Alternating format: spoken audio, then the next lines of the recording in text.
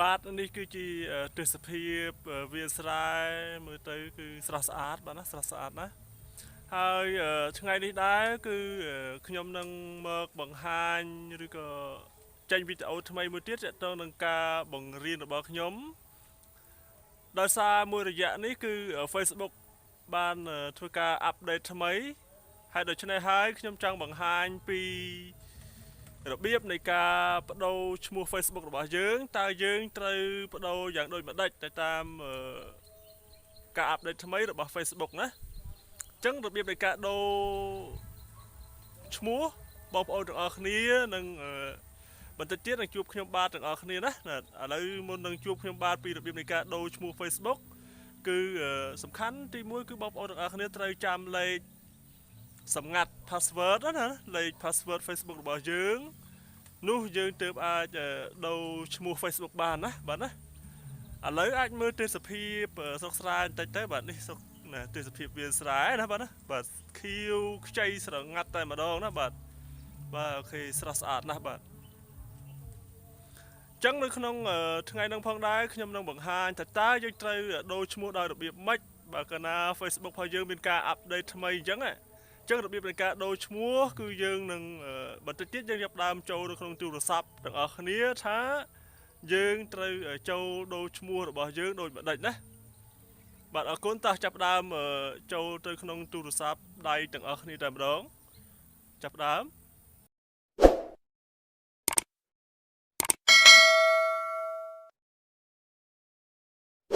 បាទឥឡូវបានមកដល់ទូរស័ព្ទហើយបាទណាហើយទូរស័ព្ទរបស់ខ្ញុំដែលបង្ហាញពីរបៀបនៃការបដូរឈ្មោះ Facebook តាមទម្រង់ថ្មីនៃការអាប់ដេតរបស់ Facebook ឆ្នាំ2022នេះគឺជាប្រភេទទូរស័ព្ទ Android បាទណាបាទអញ្ចឹងបងប្អូនទាំងអស់គ្នាដំបូងគឺយើងត្រូវចូលទៅលើកម្មវិធី Facebook របស់យើងមកបាទចុចទៅលើវាមក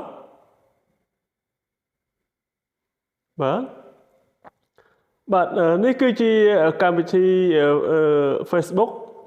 បាទហើយនេះគឺជា Facebook របស់ខ្ញុំបាទឈ្មោះរបស់ Facebook ខ្ញុំគឺគ្រូវណ្ណាបាទនេះគឺជាឈ្មោះ Facebook របស់ខ្ញុំណាបាទណាហើយ Facebook នេះគឺខ្ញុំទើបតែបានបង្កើតនៅមេរៀនមុនដែរទេណាបានបង្ហាញបងប្អូនម្ដងរួចមកហើយអំពីរបៀបនៃការបង្កើត Facebook ណាបាទណាអូខេអញ្ចឹងដើម្បីអាចបដូរឈ្មោះ Facebook នឹងបានគឺយើងនឹងត្រូវចាប់ផ្ដើមចូលទៅកន្លែងត្រេ3ខាងលើនេះមកណាបាទចុចទៅលើវាមកបាទរួចហើយយើងអូសឡើងលើបន្តិចមកបាទហើយយើងយកទៅលើពាក្យថា setting and privacy បាទណាយកពាក្យនឹងមកបាទហើយបន្តមកទៀតគឺយើងជ្រើសរើសយកពាក្យថា setting បាទណានេះបាទ setting ចុចទៅលើវានឹងមកបាទ setting ហ្នឹងបាទនៅពេលដែលមកដល់ចំណុចទីនេះបងប្អូនទាំងអស់គ្នាមើលទៅខាងលើនេះណាបាទខាងលើនេះគឺយើងយកពាក្យថា personal and account information បាទណាទៅលើវាមកបាទបន្ទាប់មកយើងបានចូលមកដល់ព័ត៌មានណារបស់ Facebook របស់យើងបាទខាងលើនេះគឺជាឈ្មោះបាទណាគឺជាឈ្មោះ account Facebook របស់យើងអញ្ចឹងយើងចុចកន្លែងហ្នឹងមកណាកន្លែងពាក្យថា name បាទនេះនឹងមក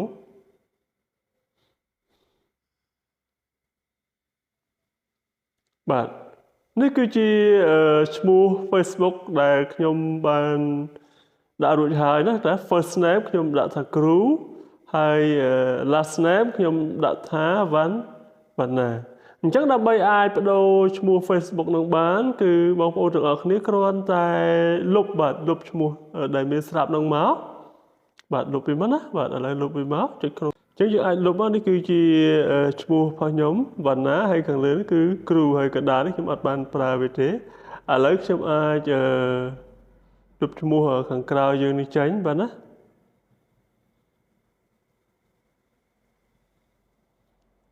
ហើយខ្ញុំ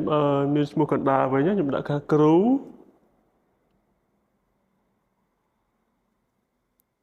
ម៉ៅវណ្ណា bạn hay nó bây giờ dương bà châu bạn đang hái cho trả lời review chính bạn nếu ở vì ban là bằng hai mà hái cứ cứu mai vắn bạn nè chắc chứ trong ban mua bạn nắng dương ai bạn châu lấy sầm ngặt nè bạn châu lấy sầm ngặt Facebook của bà dương nơi tí đi đi má bạn trộm má dương cho biệt thá sale sale chính ឬក៏យើងថាអូខេចង់បានឈ្មោះគ្រូវណ្ណាដដែលនៅខាងក្រៅនេះយើងរើសមកឬក៏មកវណ្ណាគ្រូក៏បានដែរយើងអាចរើសមើលទម្រង់របស់វាណាបាទយើងអាចចុចមើលនេះមកបាទចង់បានមួយណាចុះបើយើងចង់បានខាងលើនេះថាគ្រូមកវណ្ណាយើងជ្រើសរើសចឹងមកណាបាទគ្រីសទៅលើវាចឹងមកបន្ទាប់មកយើងកន្លែងនេះបាទយើងបញ្ចូលលេខ password របស់យើងមកបាទដោយសារតែឈ្មោះរបស់ខ្ញុំអត់ត្រូវការបដូរទេណាអញ្ចឹងខ្ញុំអត់បញ្ចូលលេខ password នៅទីនេះទេណាបាទណាបាទអញ្ចឹងបងប្អូនបញ្ចូលលេខ password កន្លែងហ្នឹងមកហើយយើងបន្ទាប់មកយើងចុចពាក្យថា save change ណាចុចទៅលើពាក្យថា save change ទៅប៉ុណ្្នឹងទៅគឺជាការស្រេចហើយខ្ញុំសូមបញ្ជាក់ថាតើតើនឹងការបដូរឈ្មោះនេះនៅពេលដែលបងប្អូនបដូរឈ្មោះម្ដងនឹងរួចហើយគឺបងប្អូនត្រូវរងចាំរយៈពេល60ថ្ងៃទៀតបើកាលណាបងប្អូនចង់ដូរឈ្មោះថ្មីមួយទៀតបាទណាអញ្ចឹងបើបងប្អូនចង់ដូរឈ្មោះថ្មីមួយទៀតគឺបងប្អូនត្រូវរងចាំរហូតដល់60ថ្ងៃទៀតទើបអាចបដូរបានណាហើយតើតើនឹងការបដូរឈ្មោះនេះបើបងប្អូនអត់ចាំលេខណាអត់ចាំលេខសម្ងាត់ទេ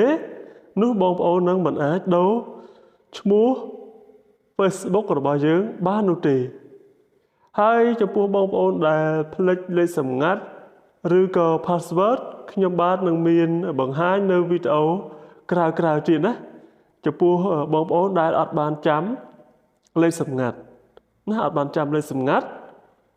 អញ្ចឹងបងប្អូនអត់អាចដូរឈ្មោះបានទេនៅមេរៀនក្រោយខ្ញុំនឹងបង្ហាញពីរបៀបបដូរឈ្មោះ Facebook ដោយអត់ចាំពាក្យសម្ងាត់ឬក៏លេខសម្ងាត់តើយើងត្រូវធ្វើដូចបដិច្ចបាទអញ្ចឹងបងប្អូនទាំងអស់គ្នាចាំតាមដានទាំងអស់គ្នានៅមេរៀនបន្តទៀតបាទណាបាទអរគុណច្រើនចំពោះខ្ញុំអត់ចង់បដូរឈ្មោះនឹងទេបាទខ្ញុំចង់ប្រើឈ្មោះហ្នឹងបាទគឺគ្រូវ៉ាន់បាទណាអញ្ចឹងខ្ញុំចុចទៅលើពាក្យថា cancel វិញហើយបាទខ្ញុំចុចសញ្ញាព្រួយត្រឡប់ថយក្រោយវិញហើយខ្ញុំអត់ត្រូវការដូរវាទេបាទចុចទៀតបាទនេះឈ្មោះរបស់ខ្ញុំគឺនៅដែលបាទណាបាទអរគុណច្រើនចំពោះបងប្អូនដែលតែងតែគាំទ្រនៅវីដេអូរបស់ខ្ញុំបាទ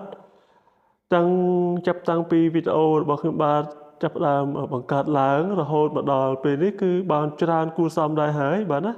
បាទអរគុណច្រើនមែនទែនចំពោះការគាំទ្រហើយកុំភ្លេចជួយចែករំលែកនៅវីដេអូនេះទៅដល់បងប្អូនយើងផ្សេងទៀតឲ្យគាត់បានដឹងទាំងអស់គ្នាផងអរគុណច្រើនណាស់បាទ